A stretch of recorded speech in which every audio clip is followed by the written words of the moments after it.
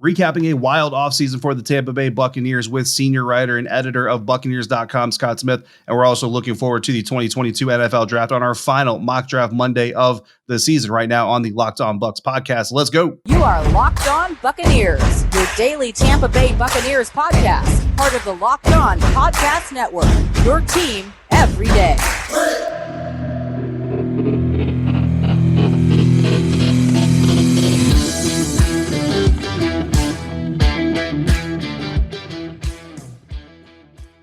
What's up, Bucs Nation? Welcome to the Locked On Bucs podcast, part of the Locked On Podcast Network, your team every day. We are your daily podcast covering the Tampa Bay Buccaneers, free and available on all platforms, including YouTube. And we thank you for making us your first listen or view of the day. I am David Harrison, my co-host James Yarcho, not here for today's episode, but he is covering your Tampa Bay Buccaneers for BucsNation.com, a part of SB Nation. You can find my written work at BucsGameDay.com, a part of Sports Illustrated's family of sites. And when we aren't there or here, you can find us on Twitter at LockedOnBucs, at JYarcho_Bucs, and at DHarrison82. We thank you again for making us your first listen or review every single day. Today's episode brought to you by BetOnline. BetOnline has you covered this season with more props, odds, and lines than ever before at BetOnline, where the game starts. Make sure you stay tuned to the end of this episode as we continue our NFL Draft Jersey giveaway. Details on how you can enter, like so many already have, coming at the end of this episode. But right now, let's get into my discussion with the senior writer and editor of Buccaneers.com, Scott Smith. Joined now by Scott Smith, senior writer and editor of for the Tampa Bay Buccaneers, rather, at Buccaneers.com, on Twitter at Scott S. Bucks. If you're not already following him, I don't know what you're doing as a Bucs fan, because Scott is so connected. It's almost like he is working with the team every single day, because that's exactly what Scott Smith is doing. Scott, thank you for joining us. Oh, it's always my pleasure. This is always awesome. So draft week, right? I mean, the one of the best weeks of the NFL schedule, obviously, between like Super Bowl playoffs and, of course, the first start or first beginning of the regular season. But real quick, it's been a while since we've had you here on the show. Let's do a real quick offseason recap. One of the craziest off seasons that I can remember covering this team, Scott. And you've been doing it longer than I have, but I mean, retirements and movements. So Tom Brady retiring, I guess. Supposedly, I still kind of stand in the camp that he never said the word retire, so I don't know if I call him unretired, but supposedly walking away from the game and then unwalking away from the game. Bruce Arians stepping down as the head coach, retiring from head coaching and moving to the front office. Todd Bowles becoming the head coach. Ali Marpets actually retires and not only says them, but writes the words on a piece of paper to the commissioner. Alex Kappa now in Cincinnati. Jordan Whitehead now in New York. I mean, what do you make of all the movements and re-movements and changes that have happened this offseason? Everything you just said makes it sound like it'd be kind of chaotic at One Buck right now, or the Health Training Center. But there's still, when you look at it, there's still quite a bit of continuity. Of course, you hate to see Jordan Whitehead go. Love the guy. Glad he's getting his opportunity. Hate to see Alex Kappa go. Same thing. But other than that, you still have Tom Brady. You know, it was 40 days of him being on his own. It really didn't make any difference in the long run. And you still have a lot of continuity on the coaching staff. Bruce Arians is still going to be in the building, but no matter how much influence he has, you have a new head coach who's been leading half of the team already for the last 3 years, and pretty much all the assistants still in place. So there's no reason to think that the Bucs are going to be plagued by any lack of consistency. The return of Tom Brady, I'm not telling you anything you don't know or everybody else hasn't figured out. The return of Tom Brady right on the eve of free agency helped with that continuity, because I'm not 100% sure Carlton Davis is here right now. Right. I'm not 100% sure all of that stuff's happened, but you managed to get Chris Godwin under contract for the long term or for a few more years, and you got you got Carlton Davis back and Ryan Jensen, so right. Leonard Fournette. So it actually kind of all worked out really well, to the point when if you're looking at the rosters, I mean, compare the Bucs to the Rams right now. I mean, who suffered the more significant losses this offseason? I still think the Rams should be one of the favorites for the Super Bowl, but they lost Von Miller and they don't have Odell Beckham back yet, and they lost Darius Williams. And, I don't think the Buccaneers have really had any more significant losses than any of the other contenders. No, absolutely. I agree with you. And like you mentioned, I mean, when you roll it all together and you kind of remember all the ups and downs and the twists and turns of the offseason, you're right. It kind of feels like an organization that's in the midst of this massive transition. But really, it's the same Buccaneers team that we've seen essentially for the last 2 years. But there are some key offseason additions. Shaq Mason coming over via trade with the Patriots. Keanu Neal, former division rival, now turned friend, and Logan Ryan, who I know a lot of Buccaneers fans, I'm sure you remember, were pining over back when he became a New York Giant. And then now defensive lineman Dedrin, or is it Dedrin Sanat? I always get unconfident when I go to say his name. I've always heard it pronounced Deadrin Sanat. Deadrin, I wasn't even close. So we've got some new additions. Scott, what are your favorite moves that the Bucs have made as far as bringing in new faces, and how do you sit on this whole safety situation? I know Coach Bowles has made some statements, but where does it really sit with you? I think it's going to be a little while until we know exactly how Logan Ryan is going to be used. Yeah. But when you look at the way Keanu Neal played, especially when he was at his Pro Bowl height in like 2017 or 18, he was very much a force in the box. And the Jordan Whitehead's departure kind of, Antoine, here's the way I would put it. Antoine Winfield is capable of playing up around the line of scrimmage and really filling that role. He'd probably be great at it, but he's also so good as sort of your center fielder. Our coaches will tell you that you don't, as much impact as you think Antoine Winfield has, it's actually more because he cleans some stuff up that we don't even notice. You know what I'm saying? Mm-hmm. So while Antoine Winfield could play around the line of scrimmage and will, of course, at times, because your safeties need to be a little interchangeable, it really wouldn't be the best possible usage of his skills. So now you bring in Keanu Neal, and if you want a safety on the field who can, do that sort of being an enforcer around in the box and around the line of scrimmage, like Jordan Whitehead, you can use him in that regard. And, Mike Edwards is still going to get his playing time, of course. And, now you have a little more flexibility with both Mike Edwards and Logan Ryan about what you might want to do in the slot. You could have 3 safety sets. There's a lot of options with those guys added now, and you still have Sean Murphy-Bunting and Jamel and Carlton for the outside spots. Yeah, absolutely. I mean, a lot of versatility going on in that backfield, and perhaps more to come. More coming up with Scott Smith of Buccaneers.com. But first, we're going to talk about our next partner who has a product I literally use every day. I started taking AG1 because I wanted a vitamin supplement that packs a punch and actually tastes great. AG1 by Athletic Greens contains 75 high-quality vitamins, minerals, whole food sourced superfoods, probiotics, and adaptogens, and mixed with 12 ounces of water and pineapple juice. It's a great way to get your day started. It's lifestyle friendly, whether you eat keto, paleo, vegan, dairy-free, or gluten-free, and it costs you less than $3 a day. You're investing in your health, and it's cheaper than your cold brew habit. Right now, it's time to reclaim your health and arm your immune system with convenient daily nutrition. It's just 1 scoop in a cup of water every day. That's it. No need for a million different pills and supplements to look out for your health. And if you're like me, add a little bit of fruit juice in there, packs a little bit of a sweetness, a little bit more vitamins, and a little bit more of a punch. And it's a great way to start your morning. To make it easy, Athletic Greens is going to give you a free 1-year supply of immune supporting vitamin D and 5 free travel packs with your first purchase. All you have to do is visit athleticgreens.com/NFL network. Again, that is athleticgreens.com/NFL network to take ownership over your health and pick up the ultimate daily nutritional insurance. Thanks again for making Locked On Bucs your first listener, your first view every single day. For the first time ever, Locked On is hosting live coverage of the 2022 NFL Draft from our studios in Dallas, Texas, with pick-by-pick analysis from our local team experts and draft gurus. Tune in all 3 days as our draft team guides you through every pick and every trade in real time. It all starts on Thursday, April 28th at 7 p.m. Eastern Time, available on the Locked On NFL YouTube and the Odyssey app. I'm talking with Scott Smith, senior writer and editor of the Tampa Bay Buccaneers, or for the Tampa Bay Buccaneers, here on the Locked On Bucs podcast. Talked about departures and newcomers, Scott, but there's some names that are still out there who haven't secured their 2022 seasons. I mentioned to you, I was watching one of the programs you put together with Casey over there for Bucs.com, and I know what your feeling is about Jason Pierre-Paul. It pretty much echoes the same things James and I have been saying, but I'd be remiss if I didn't ask you. Gronk, Suh, and JPP, how do you rank those remaining free agents? If you got to tell Jason Light how to do his job for a day, who are you bringing back in what order? Well, I would answer it in terms of what I think is the most likely order. I would think the most likely returnee is Gronk. Mm-hmm. I think that's all just based on waiting for him to decide. If Gronkowski wants to come back, I would have a hard time believing that we would not find a way to make that happen. If Tom Brady had left, I would just expect Rob Gronkowski to slide back into his very fun retirement phase. But I just am of the opinion that he probably has things he would like to do this offseason. There's no hurry for him to make his decision. Maybe he doesn't want to go to a mandatory minicamp. I'm just making that up, but it wouldn't shock you, right? Hey. So I feel like Rob would have a hard time resisting Tom Brady's urges urging him to come back.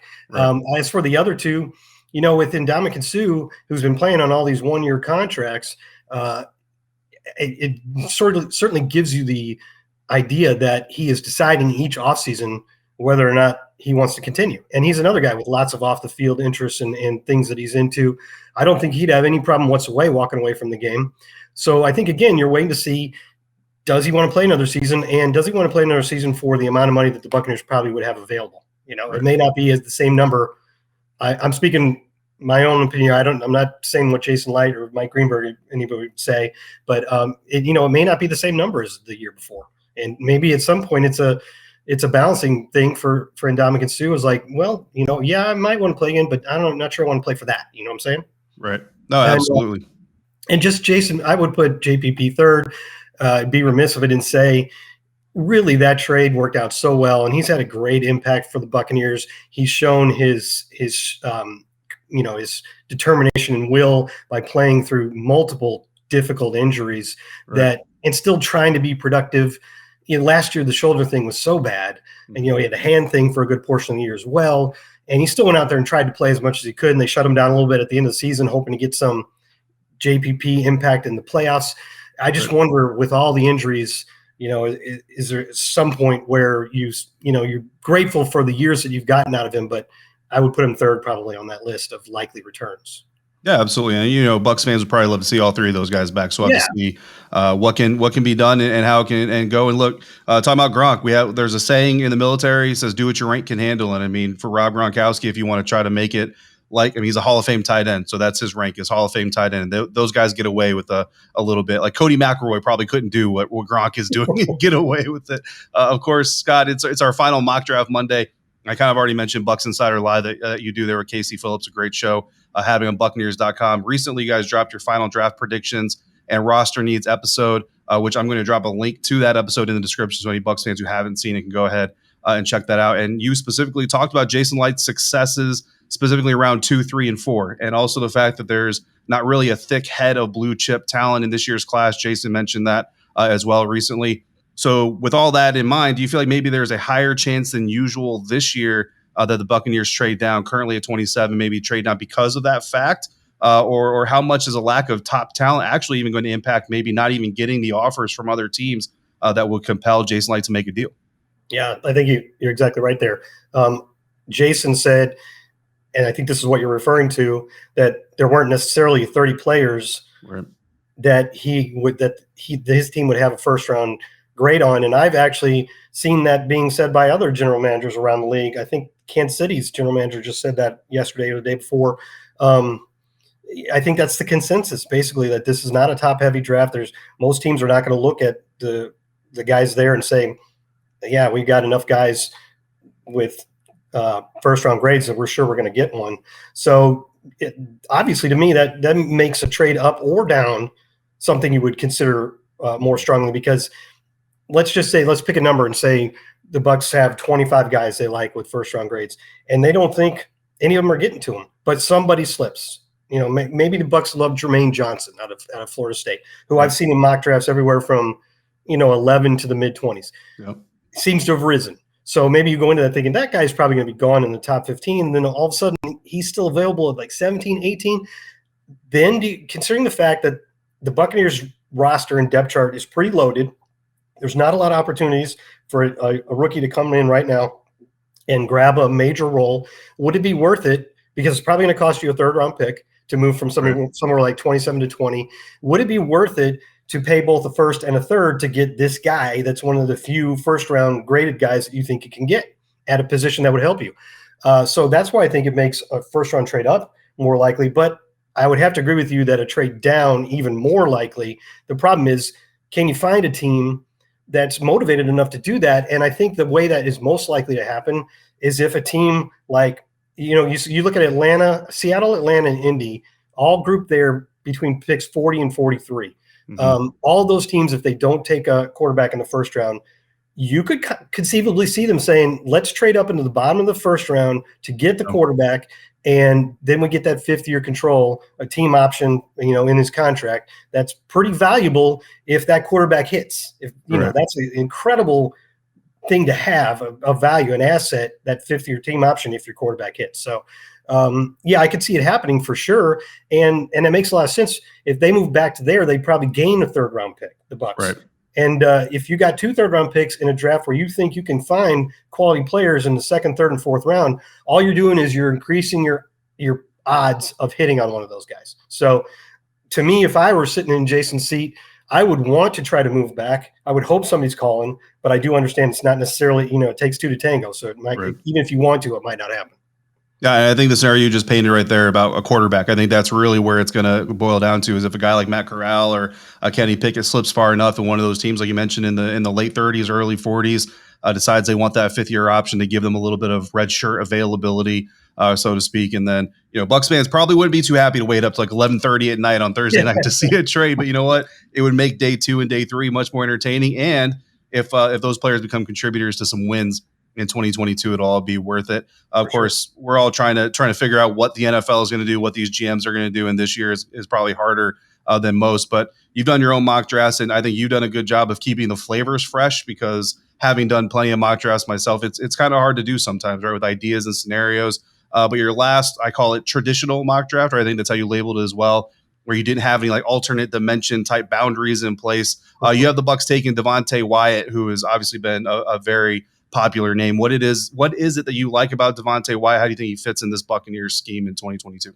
Yeah, I think he has the possibility to be one of those interior defensive guys who can cause a lot of disruption and pressure right up the middle, and those are not easy to find. And if you compare that with Vita Vea, who you now have under contract longer than any other player on the team, that could become a real strength. And again, we were talking about Ndamukong Suh. If he doesn't return, you do have a whole lot of snaps you have to pick up. And I know that Jason Light in his press conference said, we love Vita Vea. We have Will Golston. We have Raheem Nunez-Roches or Nacho, who's a good player, and some young guys that he didn't name by name that could step up for a bigger role. But I don't think any of those younger guys are a sure thing. And if you look at it, the number of snaps, defensive snaps that Ndamukong Suh and Steve McClendon played last year was almost 1,100. Yeah. And somebody's got to pick those up, and that could be more for Will. Maybe he stays on the field more in sub packages, because he usually comes off in sub packages, or maybe Nacho plays more. Mm-hmm. But it wouldn't hurt to have another guy that could give you some juice up the middle. Now, my concern now, because I'm trying to work on my last one, got one more to do, and I'm not one of these people. By that I mean mock draft.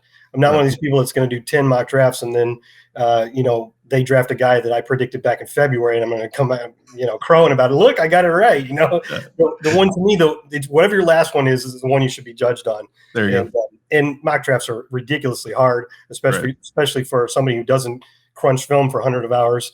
And so I'm concerned about Wyatt, one, because I see a lot of mock drafts where he doesn't even make it there. Right. And then also you see some reports, people looking into his background a little bit. So you never know. That's the one thing that we don't know. We can look at a player and match him up with a team that has a need, but you don't have any idea what those teams in their actual draft rooms that you don't have access to. You don't know if they have something on a guy that they're like, I don't think we are going to take that risk. I'm not saying that's the case with Devonte Wyatt at all, but that's the unknown factor that we would never know about any of these guys that we're trying to match up. So it's tough. I'm a little concerned about what I'm going to do in this last mock draft. I haven't figured it out yet. Absolutely. I mean, it's tricky. And I mean, we have reports also coming out, like Matt Corral is another quarterback. Ole Miss there's some maturity issues coming out about him late here, and it happens every year. There's always a player or 5 that have some sort of maturity issue or maybe even a health issue that doesn't get reported till really late. But Scott, you also did a 2nd-round mock, which is interesting. Not a 2-round mock, but a legit 2nd-round mock draft. Now, you built it off of a previous 1st-round mock, so that was good. But you had the Buccaneers following up Devonte Wyatt. You still had Devonte in that 1st-round mock. It was a separate, but it's still Devonte Wyatt. And you followed him up with UTSA cornerback Tariq Woolen, which I had to say, when I read that, it was a very exciting moment, because James and I have kind of been pounding the table for Tariq Woolen just being kind of an athletic freak. And then Evan Klosky of WTSP 10 Tampa Bay out there, he spent some time in San Antonio, so he's very familiar with the Roadrunners. What is it about Woolen that attracted you to him, and what is his fit as you see it with the Buccaneers defense? He's 6'4". Yeah, that's a really big cornerback. He's a legit road runner. That's what we call him. He's a legit road runner. Yeah. The kind of corners that Todd Bowles really likes if he can get his hands on them, like Carlton Davis, big, long, physical guys. I think he runs well too. And if you had all of that and were a polished corner, you're easily going in the middle of the first round, right? So he probably has. They probably have some work to do, whichever team drafts him. But and there's no guarantee. But the athletic, the profile, and the size, and the skills, and the length. If you could bring him in and take a little while developing him, because you do have 3 starting corners, still on the roster with Carlton returning. So you don't have to probably throw him in right away.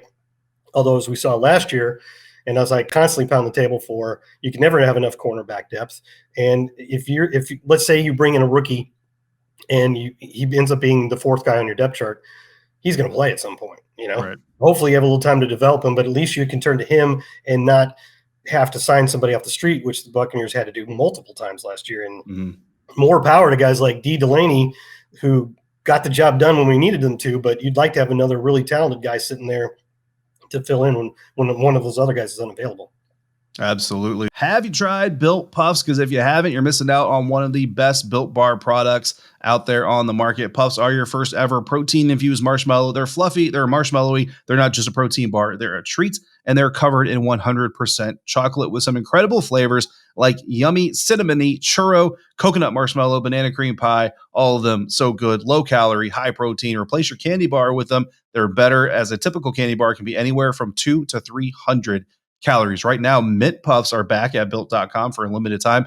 They're delicious, and new flavors are coming out all the time. If you think a flavor might be good, they'll make it. It'll be delicious, and it'll be good for you. At Built Bar, they're all about the taste. They make it taste delicious first, then they figure out how to make it healthy, and I'm not sure how they do it, but they pull it off every single time. Go to Built.com, use promo code LOCK15 to get 15% off your next order. Again, that's promo code LOCK15 for 15% off at Built.com. Scott Smith, senior writer and editor of Buccaneers.com, joining us here on the Locked On Podcast, or Locked On Bucs Podcast, part of the Locked On Podcast Network. Talking about mock drafts, final mock draft Monday for us here. Draft week is upon us. Scott, we did our yearly Odyssey Ultimate NFL mock draft. Obviously, this is the 2022 version, our network-wide mock draft event. All the local hosts are picking, and then the hosts are reacting. We've got experts like Michael Irvin reacting to our picks, and Scott, he called our pick perfect. He called the player that we picked, James and I, perfect several times. He actually used the word perfect. I don't think I could ever get enough of Michael Irvin saying something I did was perfect. But we got to get your thoughts as well, because I know that my setting it up by saying Michael Irvin called it perfect is not going to tilt your opinion. At number 27, we took Penn State wide receiver Jahan Dotson, which is a player that had some early popularity, but kind of has slipped off of the first round radar. Not really a lot to the Bucs lately. Just for context, it's always important, right? Zion Johnson, Devonte Wyatt, Kenyon Green, the second interior offensive lineman on a lot of people's boards, were all gone by the time we got to 27. We did actually try to orchestrate a trade back, just couldn't get all the details pinned down in time to pull that off. Georgia's George Pickens, still available at the time. Daxton Hill, also still available. Kaiir Elam, Lewis Cine, who has gained a lot of favor in recent mock drafts for the Buccaneers, were all still available. So like I said, Michael Irvin, Hall of Famer, said our pick was perfect, but what do you think?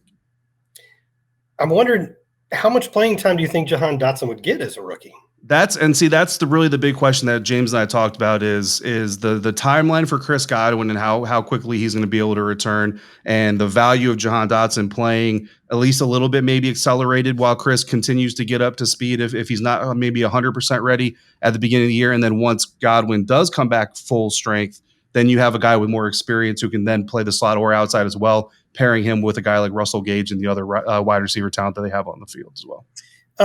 You were talking about him kind of maybe sliding a little bit, not being talked about much. I think that Dotson just is kind of viewed. I don't think anybody's like thrilled about him is the point. Like there's maybe 4 or 5 top guys. And then when you're doing your mock draft and all of those guys are gone and you want to give, like you're picking for the Chiefs and you want to give them a receiver, and you're like, well, I guess Jahan Dotson's the next guy, but do you? Yeah.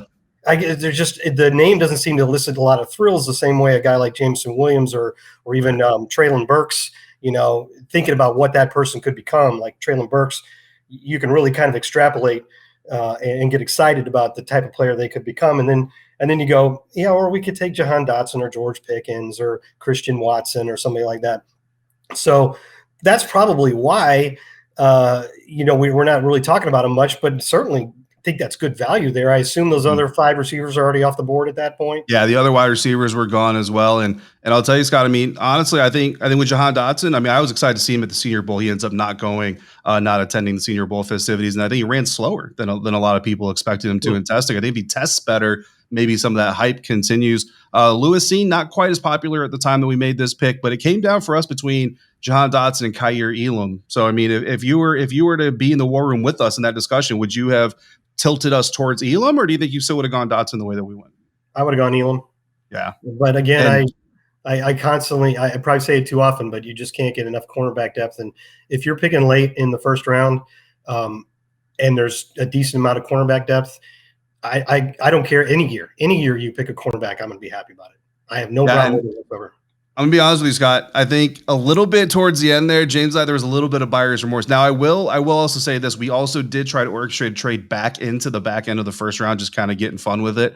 And we would have drafted Kaiir Elam with that second first-round pick if we could have done that. Was Travis Jones available? Travis Jones was available. Yes, he was also available. We didn't feel like that was a good enough of a fit that high to go there. Yeah. I've seen him come up. I have too. Yeah, absolutely. One of the writers at SI.com covering the Bucs with me now over on that staff actually recently mock drafted. I mean, I think that's kind of the point of this whole exercise. There's going to be good talent there. It's just like you said, whether or not Jason and that staff has a top 30 grade on that guy, or whether or not they get blown away by a trade offer. But so it'll be fun to see what happens on Thursday night and then all the way through draft weekend. Scott, it's obviously going to lead to the 2020 NFL season, right? The schedule is going to be released in mid-May. We know that now. But we also know that Tampa Bay is going to be playing in Germany. It looks like that'll be happening in week 10, I suppose, unconfirmed, but kind of confirmed by the consulate there in Munich. The Packers game we already know is reserved to take place in Ray J, so that's not going to be the game. Do you have any predictions or guesses as who the Bucs will be hosting in Munich? Yes, I would say Kansas City. And I think it's tough, and I have no inside information. I swear.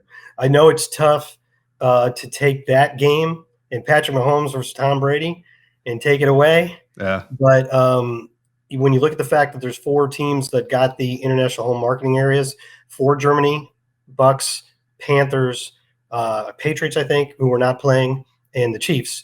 And I don't think that they're going to make this Germany game a division game. Yeah. So that just, if you wanted to give it to, they said when they put those marketing areas out, they said this is a separate thing than the international series of games.